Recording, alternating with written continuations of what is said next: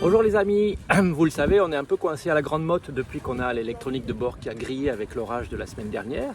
Donc ça peut durer longtemps. Alors j'en profite pour vous expliquer des petites choses sur Tiama et puis qui pourront peut-être servir à d'autres propriétaires. Je vous montre. Bon, vous le savez, comme tous les voiliers, Tiama est équipé d'une baume qui permet de fixer la grand voile sur le mât. La baume de Tiama, c'est une baume particulière, ça s'appelle une baume à raquette. Vous voyez les petits supports là-bas, et on a une espèce de grand tube de part et d'autre de la baume. Ça sert à quoi? Ça a plein d'avantages. Alors c'est moins joli, moins élégant pour certains qu'une baume classique, mais quand on est en manœuvre, on peut se tenir ici s'il y a beaucoup de vent et que la baume bouge. C'est une grande sécurité. S'il y a du vent, qu'on doit faire une prise de riz, on peut même s'attacher ici. Donc on est vraiment en sécurité. Ça, c'est un gros avantage. Une bonne partie des voiliers de grandes courses autour du monde sont équipés avec des baumes comme ça, et c'est pas pour rien. C'est très solide et ça donne un élément de sécurité énorme. Autre avantage, c'est que le sac dans lequel on installe la grand voile quand on l'amène, au lieu d'avoir un zip central, d'être un peu haut parce que la grand voile est énorme et donc d'être difficile à zipper parce que voilà, ça serait à cette hauteur, nous on a un sac avec un taux qui vient se zipper de part et d'autre sur la baume. Donc peu importe que la grand voile soit parfaitement pliée ou pas, c'est beaucoup plus facile à mettre, c'est accessible, c'est à hauteur d'homme ou de femme pour Béatrice. C'est très très simple et c'est un élément de grand confort pour nous quand on prépare le bateau pour naviguer ou qu'on ramène la grand voile. C'est vraiment beaucoup plus confortable. Mais cette baume à raquette et cette installation méritent d'autres explications. J'y viens. La grand voile de Tiama est gréée d'une façon particulière. On appelle ça un gréement à l'allemande. Voilà l'écoute de grand voile ici. En principe, on l'utilise sur le premier winch qui est ici à l'intérieur. Ça, là-bas, c'est son bloqueur pour que tout tienne en place. L'écoute arrive sur une poulie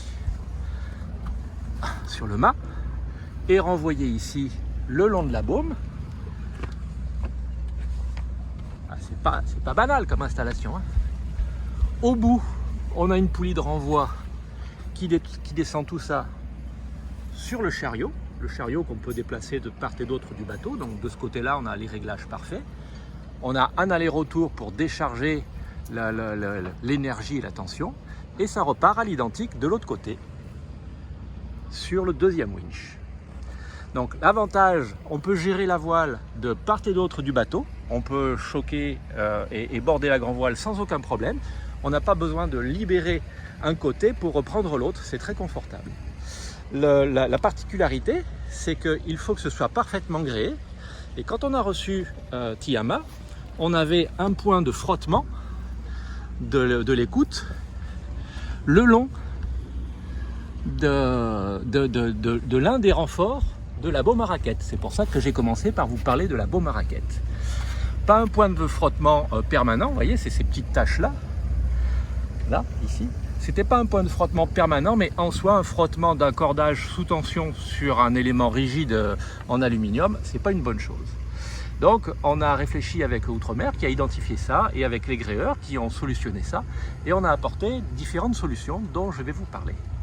La première chose, cette poulie donc, qui fait le renvoi entre le chariot en bas et le bout de la baume, cette poulie est attachée sur la baume avec un loop, ça s'appelle, avec une boucle en Dyneema gainé. C'est extrêmement solide, ça donne de la souplesse à la chose, mais la boucle d'origine était beaucoup plus petite, de moitié.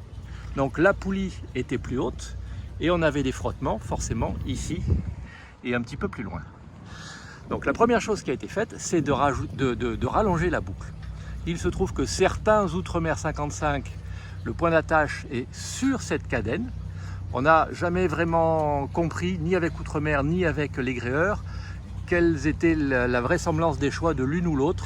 Personne n'a pu me donner une réponse pertinente. Donc nous, on l'a laissé là-bas, on a rallongé, et donc l'écoute est descendue. En faisant ça, on s'est rendu compte avec le gréeur qu'on avait des points de frottement tout au bout là-bas. Pourquoi? J'y vais, hein, on suit le cheminement. C'est que en bout de mât, en bout de baume, pardon. L'écoute est canalisée ici pour pouvoir aller dans une poulie qui va la renvoyer sur la deuxième poulie. Et là, on n'était pas dans l'axe. Et en n'étant pas dans l'axe, on a un point de frottement sur quelque chose qui n'est pas prévu pour frotter ici et c'est pas une bonne chose. Donc descendre la poulie était bien, mais il fallait trouver une autre solution et en particulier donner de la souplesse à l'ensemble. Alors, je ne peux pas vous le faire voir puisque j'ai changé, mais donner de la souplesse à l'ensemble, il a été décidé que l'écoute serait suspendue sous la baume, juste tenue par ces petits bouts de Dyneema. On aurait pu prendre un cordage ordinaire, hein, c'était pareil, il n'y a pas de frottement. Voilà, un de chaque côté. C'est le cas de la plupart des voiliers d'ailleurs, les écoutes sont suspendues ici, et ce qui permettait de nous aligner, voilà, je vous fais voir à peu près, entre ici et les poulies, c'était nickel, et après, il n'y avait pas de tension, et hop, et on passait de l'autre côté. On n'était pas tout à fait bien aligné, à un moment donné, il fallait repasser au-dessus du petit support ici, mais ça marchait. Initialement, le gréeur avait proposé ça, de mettre un anneau ici, pour contraindre l'écoute à passer de la poulie, là-bas, sur l'anneau. C'est des anneaux à faible friction, donc ils sont faits pour ne pas frotter inutilement sur les cordages et accepter la tension. Et ensuite, de l'anneau, on était en ligne directe sur la poulie au bout. C'était super. Ils ont discuté entre le gréeur et son patron. Le patron a dit que l'anneau ne tiendrait pas la charge. Moi, j'ai dit on est sur une tension tangentielle. La charge verticale, elle est quasi nulle. Il n'y aura pas de problème. On a suivi ce qu'a dit le boss parce que finalement c'est lui qui connaît et on a laissé pendouiller l'écoute là, en dessous là-bas et à l'autre bout il y avait un point de tension malgré tout, à la fois sur le petit tube en plastique qu'on a vu tout à l'heure et sur le dernier support de la baume à raquette. Quand on a fait notre sortie en mer il y a 2 jours, tout ça étant tendu quand les voiles étaient en place, en fait c'était en appui là et sur chacun des points, donc on avait un point de ragage, 2 points de ragage, 3 et 4, c'était pas pertinent. Moralité, quand on est revenu, qu'est-ce que j'ai fait? J'ai retiré les écoutes, j'ai moi-même installé les anneaux à friction ici, un de chaque côté, j'ai refait mon circuit, donc je suis parti de la poulie standard. Dans l'anneau à friction, j'ai un petit peu d'angle, mais c'est pas gênant, il y a très peu en fait, et comme on est en tension longitudinale, la traction verticale est très faible, même les voiles bordées, on arrive à déplacer un peu le cordage ici, donc il n'y a aucun problème. Mais de là à mon point d'entrée de l'écoute sur le bout de la baume, je suis en rectiligne, je n'ai aucune tension. Et j'ai gardé un autre avantage qu'on n'avait pas vu, c'est que jusqu'à présent, j'avais des frottements entre les points d'attache des bosses de riz et l'écoute de grand voile.